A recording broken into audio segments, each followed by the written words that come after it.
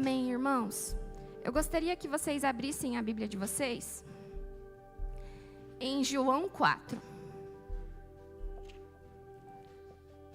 E hoje nós vamos caminhar sobre esse texto que é tão conhecido, mas que o Senhor tem falado muito comigo a respeito desse texto.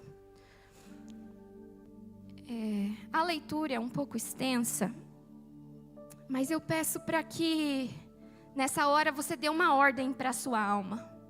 A nossa alma, ela quer se distrair. Pensamentos começam a vir na nossa mente e a gente começa a se distrair até com o barulho das páginas dos irmãos que estão virando a Bíblia.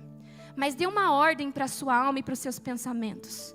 Sujeita ela ao Senhor. Aquilo que nós aprendemos no domingo passado, se eu não me engano, quando o pastor Anderson ministrou para a gente sobre uma ordem de prisão para os nossos pensamentos. Faça o seu pensamento cativo ao Senhor e à palavra de Deus, porque é a palavra que transforma. Pode ser que nos próximos minutos, enquanto eu estiver falando, nada vai acontecer, mas eu creio num Deus que é poderoso e Ele é fiel à palavra dEle. Enquanto a gente estiver lendo, pessoas podem ser curadas, pessoas podem ser libertas e pessoas podem ser transformadas, porque o poder está na palavra de Deus. Tudo que nós precisamos é estar disponíveis e atentos à ação do Espírito Santo. Então fique atento à palavra. Nós vamos ler do versículo 1 até o versículo 26. E a palavra de Deus vai dizer assim: Jesus sabia que os fariseus tinham ouvido dizer que ele batizava e fazia mais discípulos que João Batista, embora Jesus mesmo não batizasse, e sim os seus discípulos. Assim, ele deixou a Judeia e voltou para a Galileia. No caminho, ele teve de passar por Samaria. Grava isso. Ele teve que passar por Samaria. Chegou ao povoado samaritano de Sicar, perto do campo que Jacó tinha dado ao seu filho José. O poço de Jacó ficava ali, e Jesus, cansado da longa viagem, sentou-se junto ao poço por volta do meio-dia. Pouco depois, uma mulher samaritana veio tirar água, e Jesus lhe disse: "Por favor, dê-me um pouco de água para beber." Naquele momento, seus discípulos tinham ido ao povoado comprar comida. A mulher, muito surpresa, pois os judeus se recusavam a ter qualquer contato com os samaritanos: "Você é judeu e eu sou uma mulher samaritana", disse ela a Jesus. "Como é que você me pede água para beber?" Jesus respondeu: "Se ao menos você soubesse que presente Deus tem para você e com quem você está falando, você me pediria e eu lhe daria água viva. Mas você não tem corda e nem balde e o poço é muito fundo", disse ela. "De onde tiraria essa água viva? Além do mais, você se considera mais importante que os nossos antepassados, Jacó, que nos deu esse poço? Como pode oferecer água melhor do que Jacó, seus filhos e os seus animais bebiam?" Jesus respondeu: "Quem bebe desta água logo terá sede outra vez, mas quem bebe da água que eu dou nunca mais terá sede. Ela se torna uma fonte que brota dentro dele e lhe dá a vida eterna." "Por favor, Senhor, dê-me dessa água", disse a mulher. "Assim eu nunca mais terei sede e nem precisarei vir aqui tirar água." "Vá, busca seu marido", disse Jesus. "Não tenho marido", respondeu a mulher. Jesus disse: "É verdade, você não tem marido, pois teve 5 maridos e não é casada com o homem com quem você vive agora. Certamente você disse a verdade." "O Senhor deve ser profeta", disse a mulher. "Então diga-me, por que os judeus insistem que Jerusalém é o único lugar de adoração, enquanto nós, os samaritanos, afirmamos que é aqui no Monte Gerizim, onde nossos antepassados adoram?" Jesus respondeu: "Creia em mim, mulher. Está chegando a hora em que não importará se você adora o Pai neste monte ou em Jerusalém. Vocês, samaritanos, sabem muito pouco a respeito daqueles a quem adoram. Nós adoramos com conhecimento, pois a salvação vem por meio dos judeus. Mas está chegando a hora, e de fato chegou, em que os verdadeiros adoradores adorarão o Pai em espírito e em verdade. O Pai procura pessoas que o adorem desse modo, pois Deus é espírito e é necessário que os seus adoradores o adorem em espírito e em verdade." Então a mulher disse: "Eu sei que o Messias, aquele que é chamado o Cristo, ele virá. Quando ele vier, ele nos explicará tudo." Então Jesus lhe disse: "Sou eu o que fala com você." Amém? Pode se assentar.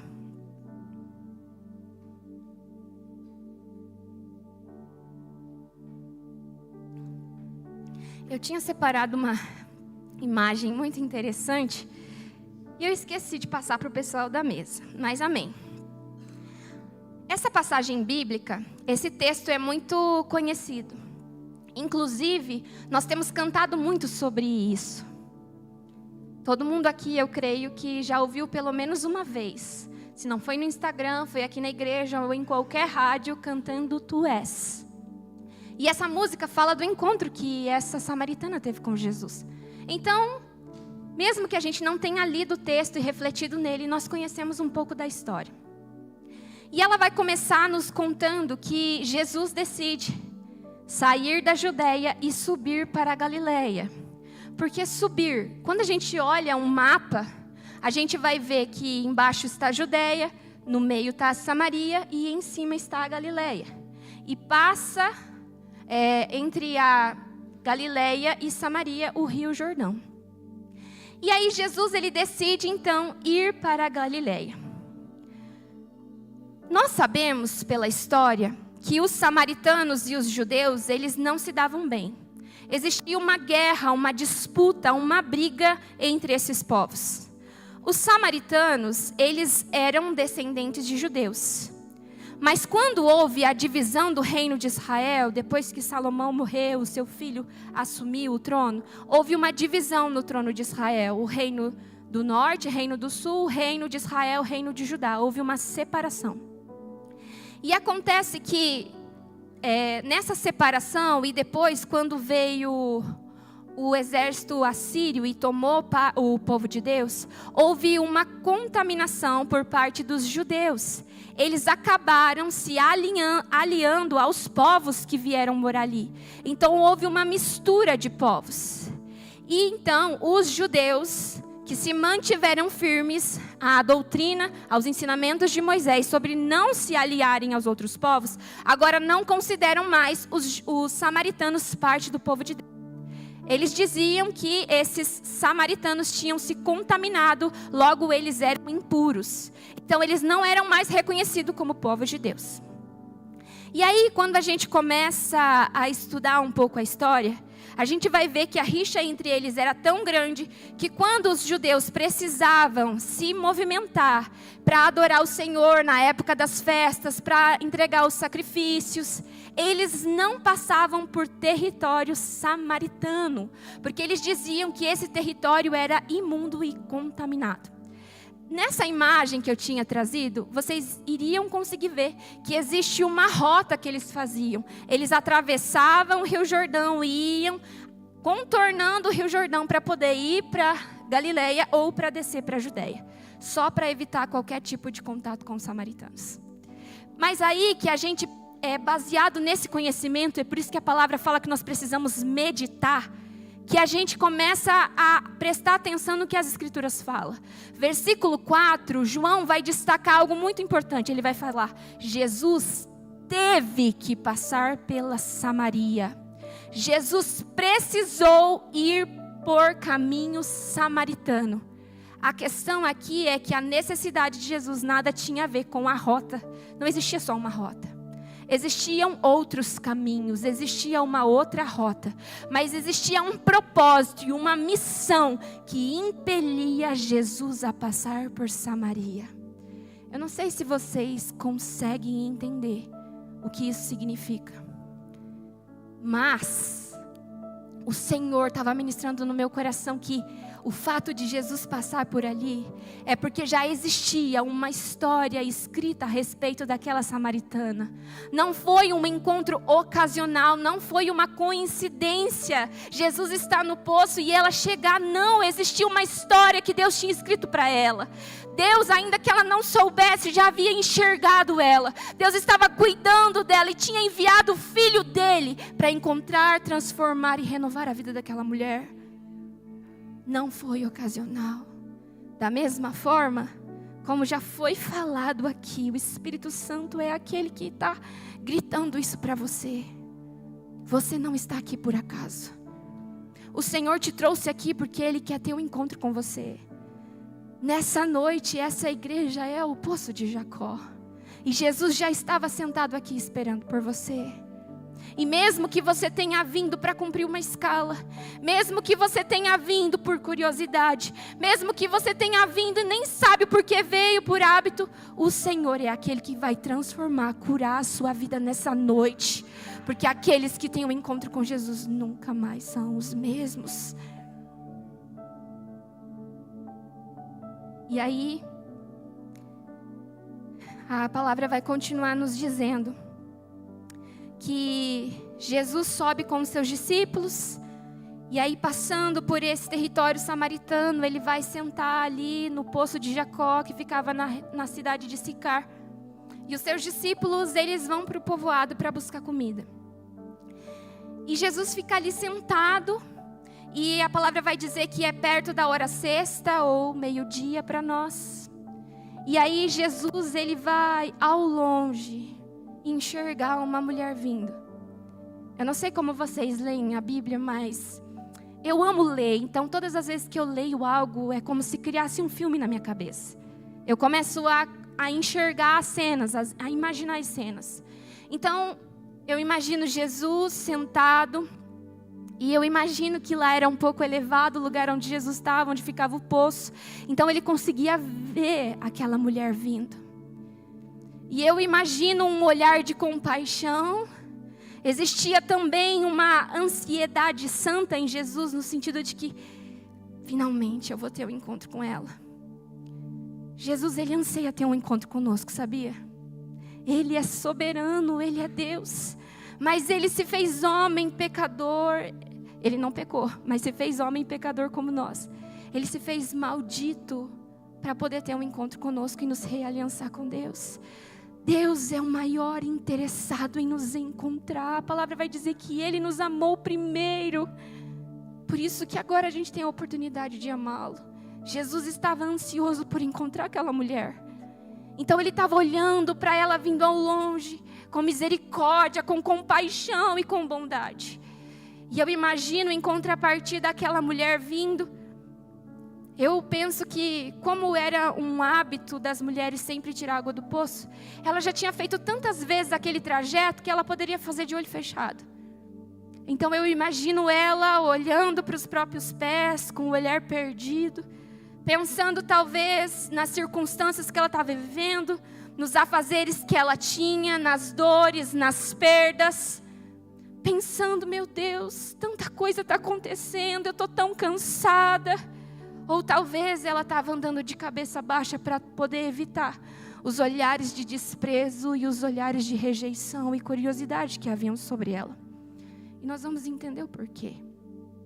E ela começa a vir pensando, e quando ela chega no poço, ela se depara com um homem. E não era comum um homem estar ali naquele momento. Era o momento mais quente do dia, então não era normal você encontrar pessoas ali, a não ser que fosse um pastor, e de fato ele era, que vai para dar água para as suas ovelhas. Mas, no geral, você não ia encontrar ninguém. E quando ela chega, ela se depara com aquele homem, e eu imagino que Jesus olhou para ela com amor, com bondade, como Ele olha para nós. Eu não sei se você já teve a sensação de contemplar o olhar de Jesus, mas tudo em nós se derrete por causa do amor, do cuidado que a gente enxerga no olhar dele. Ainda que ele seja justo, grande, poderoso, majestoso, e nós somos um grão de areia comparado a quem ele é, quando ele nos olha, a gente consegue sentir o amor dele por nós.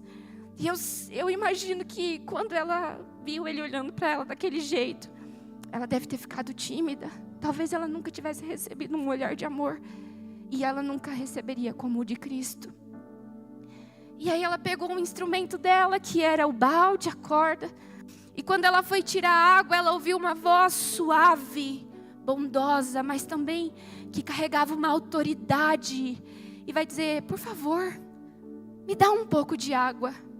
E nessa hora ela teve mais uma surpresa. E os dois principais agravantes dessa surpresa era, primeiro, que na cultura, Um homem não se referia a uma mulher naquele tempo. Era uma quebra de protocolo. Os homens não se dirigiam às mulheres em público. E depois, quando ela ouve o sotaque de Jesus, ela falou: ixi, ainda é judeu. Lembra que os samaritanos e os judeus não conviviam bem? Agora Jesus, um homem judeu, estava falando com ela e pior, estava pedindo para ela um favor. Sabe, irmãos, nós muitas vezes somos grosseiros, autoritários e arrogantes. Mas Jesus era humilde. Jesus era simples. E Jesus não fazia acepção de pessoas. Jesus estava quebrando todos os protocolos daquela época. Ele estava falando com uma mulher em público, samaritana, e ainda estava se humilhando por aceitar algo da mão de uma imunda. Mas ele quebra todos os protocolos por amor. Quando o Senhor estava ministrando isso no meu coração, eu quero que você pense aí no seu coração.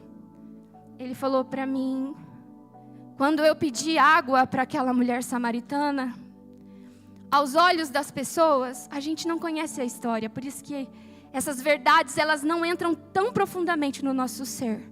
Mas eu estou compartilhando um pouquinho com você. Então pense, o que Jesus fez com aquela samaritana ao pegar um pouco de água da mão dela, era a mesma coisa que um de nós sair da nossa casa, descer do nosso apartamento, encontrar um mendigo comendo um pão com a mão toda suja, a gente se sentar ao lado dele e dizer: me dá um pedaço do seu pão.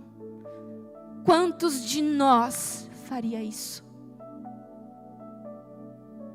Foi o que Jesus fez por nós. Nós não tínhamos nada para entregar. Nada. E Ele pede: compartilha o seu pouco comigo. Será que a gente faria isso? A gente malemar tem coragem de tirar do nosso prato limpinho para dar para o mendigo. Imagina comer da mão suja dele. Isso precisa ferir o nosso coração. Porque nós servimos um mestre que não faz acepção, que não tem nojo de ninguém. Pelo contrário, estendeu a mão santa e poderosa dele para nos tirar do lamaçal. Mas nós não temos coragem de fazer um mínimo pelo nosso próximo. Quando Jesus pede para essa mulher um pouco de água, ela fica alarmada. E vai dizer para ele: como pode você, um homem judeu, pedir um pouco de água para mim? Aí Jesus vai falar para ela: se você soubesse quem é que está falando com você, você é quem pediria água para mim, e eu lhe daria águas vivas. Eu fico pensando que naquela hora, quando ela ouviu aquilo, ela deve ter pensado: que homem doido. Primeiro, ele me pede água. Agora ele fala que se eu pedisse água para ele, ele me daria uma água melhor do que a que eu posso dar para ele. E aí ela vai dizer: como você pegaria água? Você não tem balde, você não tem corda. Quem é você que ousa achar que aquilo que você tem é superior a que Jacó, o príncipe de Israel, o descendente de Abraão, deixou para nós? Quem é você? Aquela mulher, nessa hora, os olhos dela ainda não estavam abertos. Ela se referia a uma água que sacia apenas uma necessidade física e espiritual. Mas, espera, irmãos, que são muitas folhas, vou achar aqui qual é a próxima.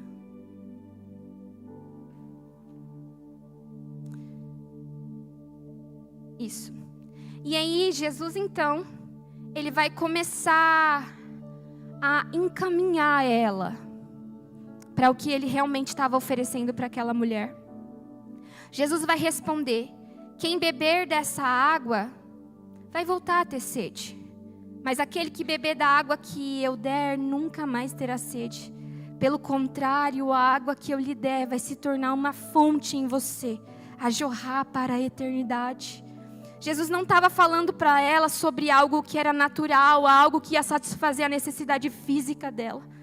Ele estava falando de algo sobrenatural, sobre uma sede, sobre uma necessidade que existia no íntimo daquela mulher. E aqui, irmãos, quando Jesus fala para ela sobre isso, eu imagino que algo no coração dela começou a mudar. É o que hoje eu aprendi, se chama derretimento dos servos. É quando o coração começou a queimar e ela começou a perceber que existia algo diferente nas palavras daquele homem judeu. Eu imagino que os olhos dela começaram a ficar marejados e que numa atitude de humildade e emoção, ela falou: Senhor, me dá dessa água. Me dá dessa água, porque depois que eu beber dessa água, eu nunca mais precisarei voltar aqui. Você consegue se conter quando você ouve a voz do Espírito Santo? Não consigo. Quando a presença dele começa a encher um lugar, parece que o nosso corpo já responde. A altivez da nossa cabeça já não existe mais, a gente começa a se curvar. Os nossos ombros encolhem, porque o nosso corpo começa a responder para um lugar de se prostrar. Ela estava diante do grande eu sou, o verbo encarnado. Quando as palavras começaram a entrar no coração dela, aquele coração endurecido e machucado começou a se derreter. A Bíblia, irmãos, não vai dizer isso. Isso não é uma doutrina, o que eu vou dizer agora. Mas eu imagino que quando essa mulher começa a dizer, ela fala: me dá dessa água e eu não precisarei mais voltar aqui. Eu não acredito que ela estava se referindo ao poço. Por causa do conhecimento que eu tenho a respeito de Jesus, do tempo que eu tenho de caminhada com Ele, por saber que a palavra dEle é poderosa e que ela penetra no mais profundo do nosso ser, a ponto de dividir pensamentos, alma e espírito juntas em medula. Jesus, com aquela palavra, começou a alcançar o lugar mais profundo do ser daquela mulher. E quando ela disse: não terei que voltar, mas aqui ela não estava falando do poço, ela estava falando: eu não vou precisar mais buscar suprir essa dor que eu tenho dentro de mim, esse medo, essa angústia, essa rejeição, essa vergonha, esse abandono, esse nojo que eu sinto de mim mesma. Se eu beber dessa água, eu não vou continuar a mesma. Eu não acho que ela estava falando mais de algo que é natural. Ela já tinha começado a entender que aquele encontro marcaria para sempre a vida dela. Nós precisamos estar sensíveis para quando Jesus começa a falar conosco. Porque talvez qualquer outra pessoa não tivesse entendido o que Jesus está falando, por ter um coração endurecido, por ser soberbo. A briga entre judeus e samaritanos não impediu ela de se relacionar com Jesus. O que tem te impedido de se relacionar com Jesus? Quantas vezes você teve um encontro com Jesus e ouviu a voz dele e continuou o mesmo? O que é que tem te impedido de entender o coração? De entender que ele deseja derreter o seu coração? Por que você continua com o coração endurecido? Por que você não permite que as lágrimas rolem diante do seu Senhor? Por que você não ouve das palavras dele tantas pessoas que não estão aceitando aquilo que Jesus quer dar? Por quê? Mas aquela samaritana, ela foi humilde para reconhecer que de fato existia uma necessidade nela. E ela pediu para o Senhor: me dá dessa água. E aí, eu creio que Jesus, por conhecer os nossos pensamentos, as nossas emoções, e por Ele já conhecer a história daquela mulher, Ele vai dizer algo para ela. Vá, busque o seu esposo, e então eu lhe darei dessa água. Nesse momento, irmãos, Jesus não estava querendo apontar para ela o pecado dela. Na verdade, Jesus estava fazendo com que ela olhasse para si e refletisse sobre a situação que ela estava vivendo.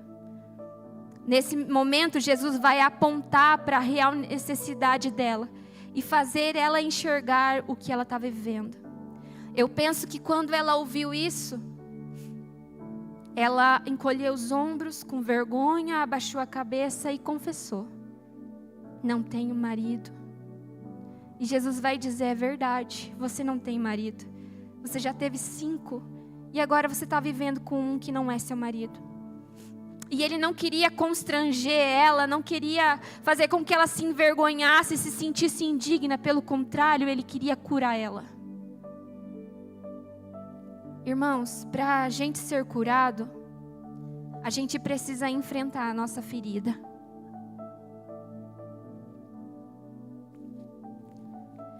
Para a gente ser curado, o que está na escuridão precisa vir à tona. É impossível nós reconhecermos a Cristo e sermos totalmente curados por Ele, se nós não olharmos para dentro de nós e nos arrependermos. E era esse caminho de arrependimento que Jesus estava conduzindo aquela mulher. Jesus disse que ela teve 5 maridos, portanto, se tratam de 5 relacionamentos lícitos. Jesus chama os homens com quem ela se relacionou de maridos. Pela lei dos judeus, então, esses casamentos haviam sido lícitos. E nós não sabemos quais são as razões que levaram ela a ter 5 maridos. Se foi morte, se foi divórcio, qual foi o fato? Mas o fato é que ter 5 relacionamentos representa uma falta no íntimo daquela mulher, que ela buscava preencher com maridos. Talvez uma ausência paterna, talvez insegurança, talvez busca por amor, afirmação, proteção. A gente sabe que naquela época as mulheres dependiam financeiramente e socialmente dos homens. Mas existia um vazio, existia uma ferida na alma daquela mulher que ela buscava satisfazer com relacionamentos. Quais são as coisas lícitas que você tem usado para preencher o vazio que há em você? Aquela mulher teve 5 maridos. Talvez a gente tenha 5 filhos. Talvez a gente tenha 5 empresas. Talvez a gente sirva em 5 ministérios. Talvez a gente toque 5 instrumentos. Talvez a gente tenha coleção de sapatos. Talvez a gente faça coleção de bolsas. O que é lícito que você tem, mas que você usa para preencher um vazio da sua alma? Para você beber da fonte, Jesus diz: traz. Você precisa reconhecer e confessar essa necessidade que há dentro de você. Qual é, o que é, quem é que você usa para tentar satisfazer esse vazio, essa dor que tem dentro de você? Jesus estava mostrando para aquela mulher que nada podia preencher o vazio que ela tinha. Mas que quando ela confessasse e reconhecesse, Ele era aquele que iria suprir todas as necessidades dela. Todas.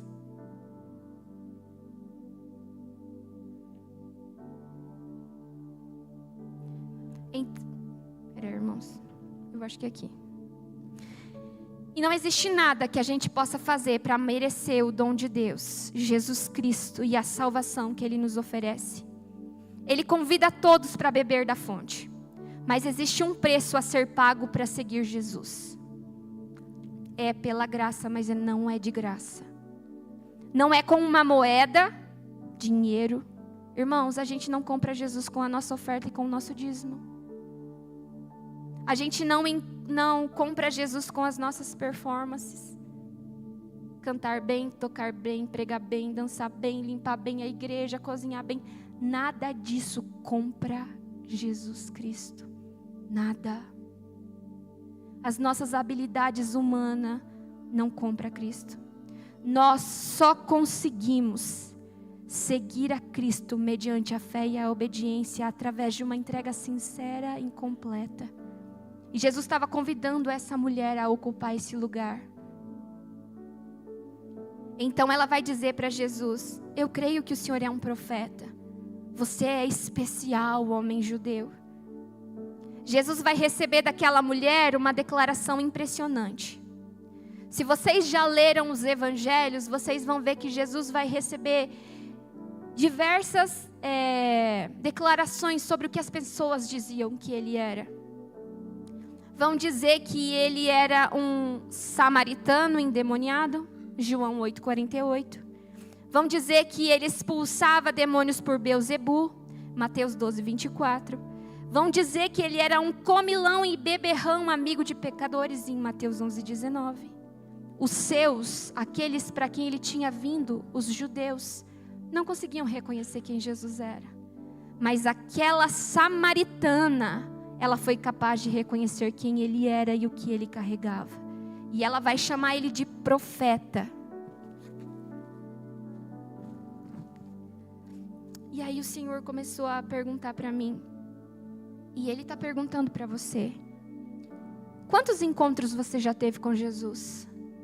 Você consegue contar nos seus dedos quantos cultos você já presenciou? Ou melhor, quantos cultos você já entregou? Porque a gente não vem para assistir, a gente vem para prestar um culto. Quantos cultos você já prestou ao Senhor? Quantas canções você já cantou para Ele? Quantas orações você fez para Ele? Quantas ofertas você deu para Ele? Quantas vezes você deu o dízimo para Ele? Como gratidão por tudo que Ele te deu. E agora me diz quem Ele é para você. Ela precisou de um encontro para reconhecer que Ele não era natural. Que Ele era alguém especial. E você? Quantos encontros você já teve com Jesus e quem você diz que Ele é? Senhor? Será que de fato Ele exerce governo e senhorio sobre a sua vida? Porque muitas vezes a gente diz que Ele é Senhor, mas nós não nos submetemos a Ele. Senhor é a palavra que os escravos usavam para se referir ao seu dono. Ele é o seu dono. Salvador? Será que realmente você vive uma vida de salvação, santidade, livre da escravidão do pecado? Nós só podemos dizer que Ele é o nosso Salvador quando nós saímos de uma vida de escravidão do pecado. Senão eu estou dizendo para o mundo que o meu Salvador não é capaz de me livrar dos meus vícios. Que Ele não é suficiente para me fazer vencer a carne.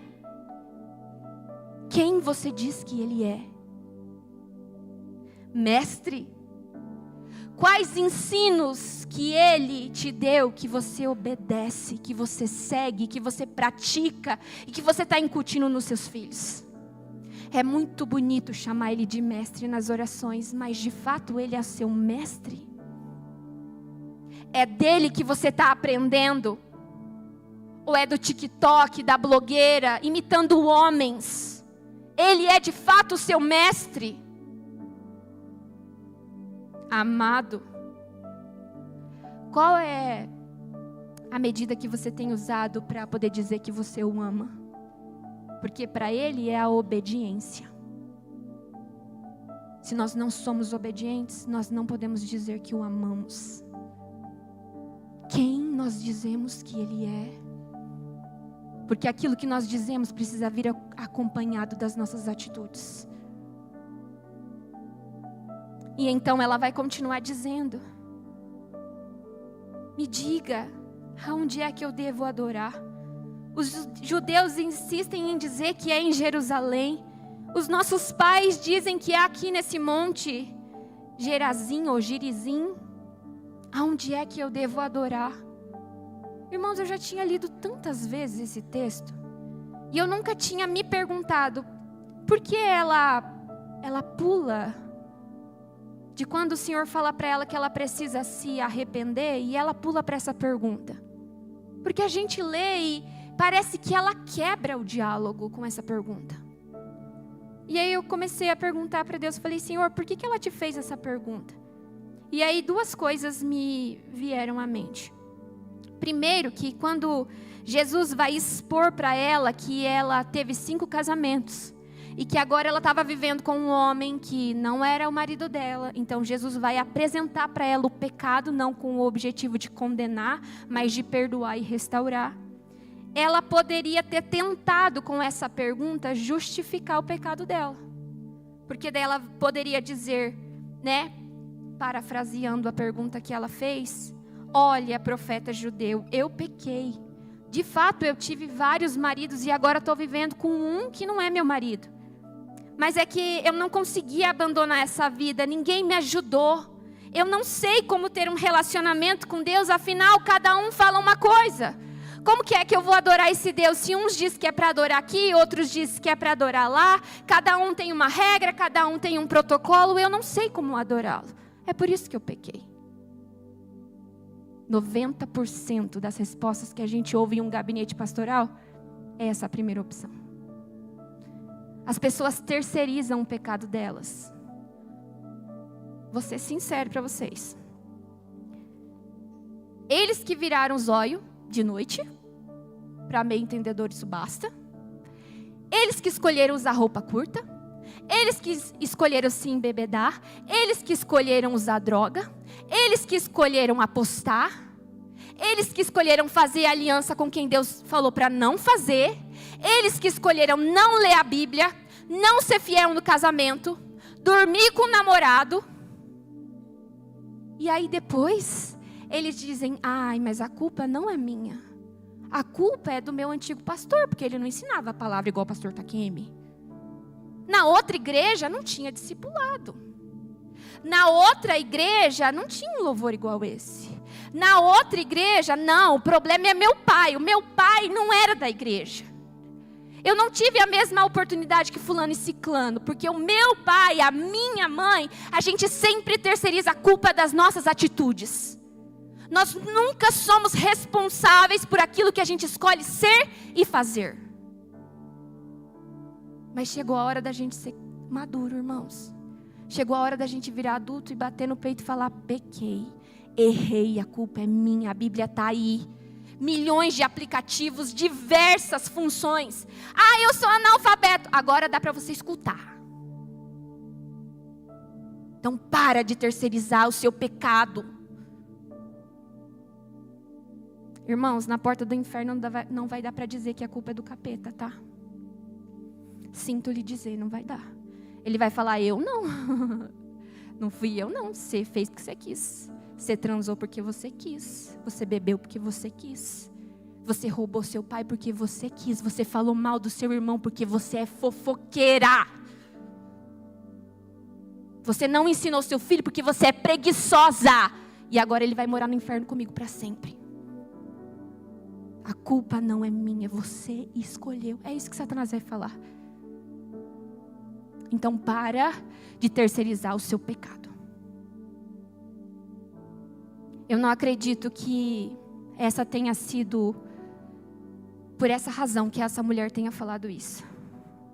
Eu gosto de acreditar que quando ela começou a ouvir as palavras de Jesus, e que aquelas palavras começaram a entrar no coração dela, começou a acender um desejo por buscar ao Senhor. Ela começou a perguntar onde que eu adoro, como eu adoro. Não porque ela queria justificar, mas porque ela queria mudar de vida. Ela entendeu que ela precisava de um encontro com esse Senhor.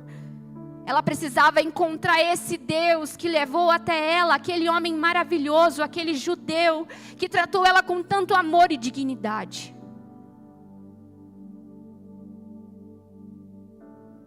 Então, por perceber essa sinceridade no coração dessa mulher, Jesus vai dizer para ela: creia em mim e escuta o que eu digo.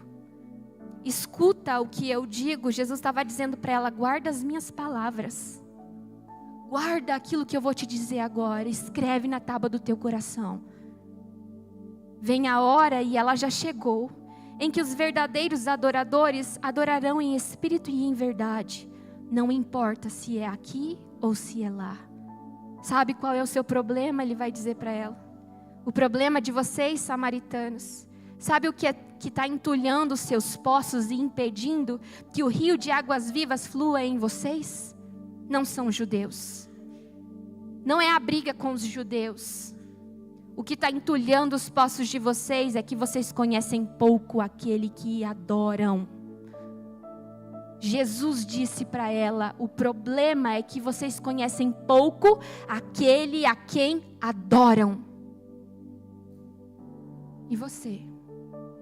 Conhece aquele a quem você veio adorar aqui? Talvez seja a sua primeira vez numa igreja. Talvez seja a primeira vez que Jesus está sendo apresentado para você. Quer uma dica? Pega na mão dele e não abandona ele nunca mais. Ele é o único que pode saciar o desejo da sua alma, do seu ser.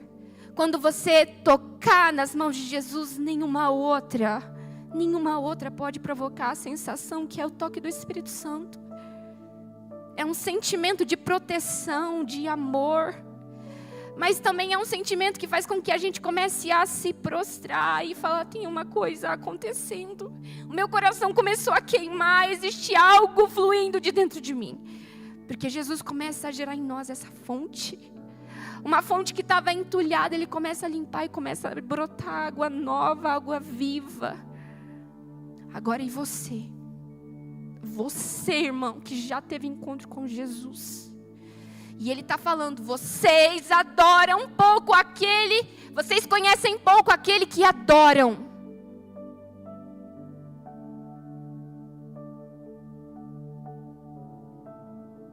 Gente, nós não podemos continuar na ignorância da palavra. Eu sei que parece chato, porque todas as vezes eu falo a mesma coisa. Mas, irmão, se não for através da palavra, vai ser através de quê?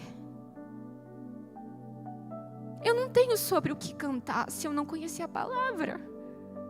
Eu não tenho o que orar se não conhecer a palavra. Eu não posso prestar um culto a Deus se eu não conhecer a palavra. Eu não posso pregar sobre Ele, eu não posso anunciar Ele. Eu não posso dizer que Ele é o Senhor da minha casa se eu não conhecer a palavra. Porque é através dela que Ele se revela. Então, qual é a diferença entre nós que estamos sentados nesses bancos e a galera que adora estátua? A galera que adora a natureza. Qual é a diferença?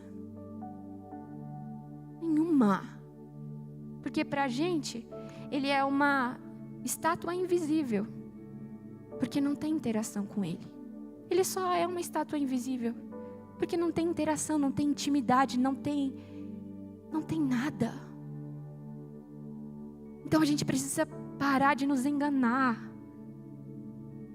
Nós precisamos voltar ao verdadeiro evangelho, onde nós temos fome e sede por Jesus, por conhecê-lo, por nos gastarmos em conhecer a Ele, para que a gente pode dizer que todas as coisas são perda considerada ao conhecimento de quem Ele é. Eu não posso cantar que eu considero tudo como perda, que nada mais me satisfaz se eu não conheço Ele. Então dá, irmãos. Você já pensou?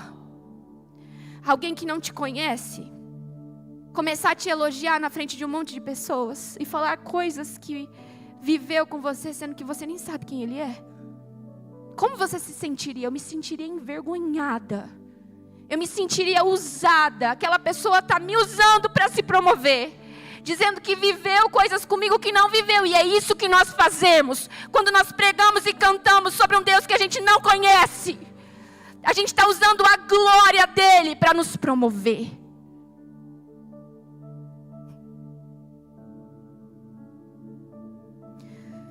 Não dá, irmãos.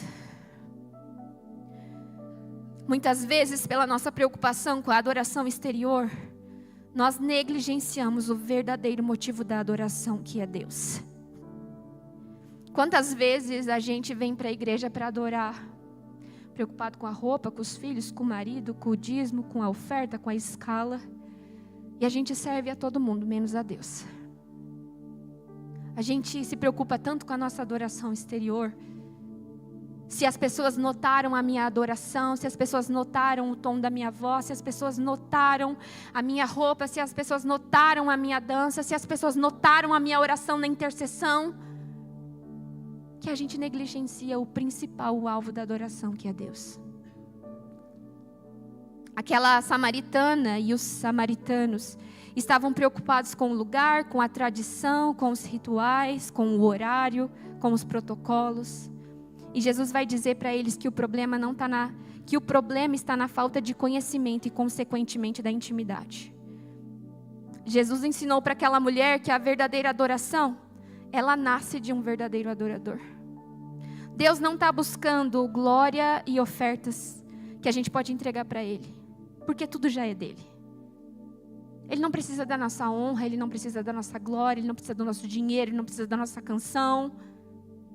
Ele não precisa, tudo é dele.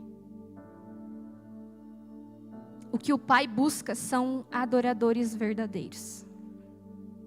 O Senhor quer a gente, nosso coração sincero, rasgado na presença dEle.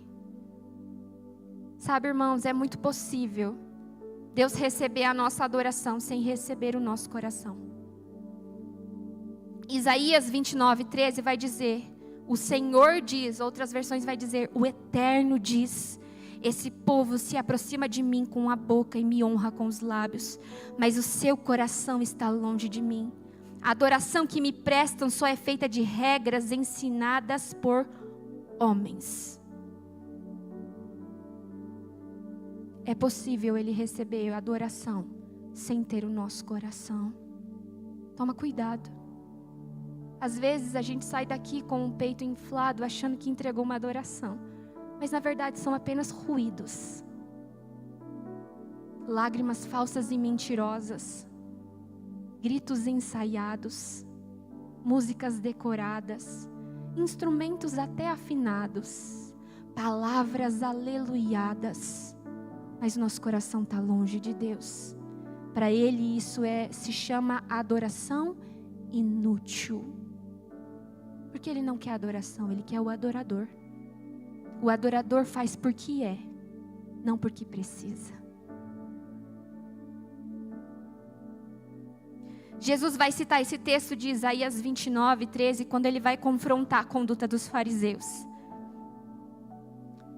Pessoas que viviam na casa do Senhor, conheciam as leis, pregavam as leis, mas estavam longe dEle.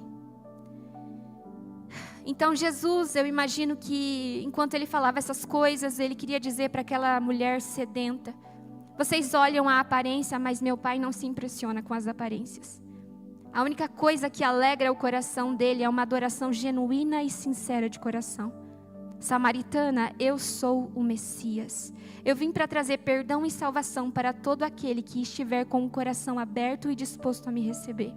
Eu sou a fonte de águas vivas que limpa, purifica e sacia toda a sede. E aí a palavra vai dizer então que aquela mulher, ela vai deixar o cântaro dela e vai voltar para o povoado. E vai anunciar para aquelas pessoas que viviam com ela naquela cidade, que ela tinha conhecido um homem que mudou a vida dela. Ela encontrou o amor paciente e misericordioso de Deus expresso na pessoa de Jesus. E ela recebeu uma revelação e um direcionamento de Jesus. Arruma a tua casa. Nada nesse mundo vai satisfazer o teu coração, mas eu posso preencher o vazio do seu ser. Me busca de todo o coração e eu serei encontrado por você. É isso que significa ser um verdadeiro adorador. Sabe, irmãos? E agora a gente já está caminhando para o fim, se a equipe de louvor quiser subir. Não importa com que título você chegou aqui. Ela é conhecida na Bíblia como a mulher samaritana que teve 5 maridos e agora mora com um que não é marido dela. Não importa se você é chamada de prostituta, mentiroso, doente, depressivo, ladrão, perdedor, falido, divorciado, mentirosa, invejosa, fofoqueiro, carente, rejeitado. Não importa o título que você recebeu. O fato é, o encontro com Jesus pode mudar tudo. Quem encontra com Jesus começa a apontar para Ele, começa a arrastar outras pessoas para encontrá-lo também. Porque a palavra vai dizer que depois de encontrar Jesus, ela vai voltar e vai anunciar. E através dela, muitas pessoas são salvas. Sabe quando é que a gente percebe que a gente teve encontro com Jesus? Quando através de nós há salvação. Enquanto não flui salvação através de nós, sinto lhe dizer, você ainda não teve encontro com Jesus. É impossível quem encontrou com Jesus não começar a apontar para Ele e arrastar pessoas para os pés dEle. Não tem como. Então olhe para você. Talvez você ainda não tenha confessado e permitido Ele te curar. Você está querendo jorrar água viva, mas você mesmo não provou dela. A Bíblia não vai nos dizer o que aconteceu com aquela samaritana depois. Não vai falar nada. Se ela casou, se ela não casou, se ela abandonou aquele homem, se ela não abandonou, se ela continuou seguindo Jesus, se ela estava na crucificação, a Bíblia não vai falar nada mais sobre ela. Mas eu creio, porque uma coisa é inegável a respeito do Evangelho. Quando Jesus vem, Ele não vem apenas para salvar a gente de pecados, mas Ele vem também para completar aquilo que está faltando em nós. Então eu creio que aquela mulher, ela aprendeu a estar satisfeita em Deus e se tornou uma verdadeira adoradora. Eu creio que voltar para o povoado foi o início de uma grande jornada de evangelização na vida dela. Jeremias 29:13 vai complementar o que está em Isaías 29:13. Enquanto Isaías vai expressar a tristeza e a indignação que Deus sente ao receber de nós uma falsa adoração, Jeremias vai revelar o que Deus espera de nós. Buscar-me-eis e me achareis quando me buscarem de todo o coração. É uma busca que não está atrelada a coisas. É uma busca que não está atrelada ao que Ele pode dar, mas a quem Ele é. Quando a gente busca Ele por quem Ele é. Antes de você chegar aqui, assim como eu imagino Jesus no poço de Jacó, sentado, ofegante, suando, porque ele estava vindo de uma viagem de 140 quilômetros a pé. Ele estava vindo de uma viagem de 140 quilômetros, cansado, com sede. E mesmo assim o semblante dele era sereno, misericordioso e amoroso. O mesmo Jesus que estava sentado no poço de Jacó está sentado aqui. E assim como o encontro com aquela mulher não foi uma coincidência, você estar aqui também não é. Já existe uma história, já existe um encontro marcado entre você e o Senhor. Talvez você não saiba. Talvez assim como aquela mulher que só saiu para pegar água. Você só saiu para ir em mais um culto. Mas o Senhor marcou um encontro com você. E Ele deseja transformar a sua vida. Ele deseja colocar em você esse rio que vai jorrar para a eternidade. Coloque-se de pé.